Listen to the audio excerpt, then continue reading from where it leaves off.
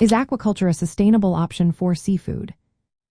Imagine a world where we can enjoy fresh seafood without harming our oceans. That's where aquaculture, or seafood farming, comes into play. But is it truly a good choice for our planet? Let's find out. Aquaculture can be a helpful way to meet the rising demand for seafood while reducing pressure on wild fish populations. For example, farming shellfish like oysters and mussels is very sustainable because they don't need feed or fresh water. They even improve water quality by filtering nutrients, which benefits nearby marine life. Seaweed farming is another eco-friendly option that requires no feed and helps absorb excess nutrients in the water. However, not all aquaculture practices are environmentally friendly. In tropical coastal areas, shrimp farms have often destroyed mangrove forests. These forests are vital because they serve as nurseries for many fish and sea animals. When mangroves are lost, it harms biodiversity and disrupts ecosystems. Water pollution is another concern.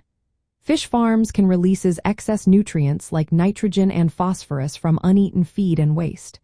This can cause harmful algal blooms and create dead zones where little marine life can survive.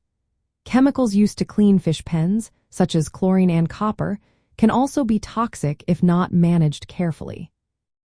Disease spread is a big issue too. Farmed fish can pass illnesses to wild populations, especially if they escape. These escapes can lead to competition with wild fish, genetic mixing, and the spread of diseases. Many fish farms also relying on wild fish for feed, like fish meal and fish oil, which can put extra strain on wild fisheries. The environmental impact of aquaculture depends on what is farmed and how it is done. Farming filter-feeding shellfish and seaweed tends to be more sustainable because they don't need feed and produce little waste. Intensive finfish and shrimp farms, on the other hand, often have a larger environmental footprint due to feed use, waste discharge, and habitat destruction. To make aquaculture more sustainable, it's important to choose sites carefully, improve feed efficiency, and control pollution. Protecting critical habitats like mangroves is essential.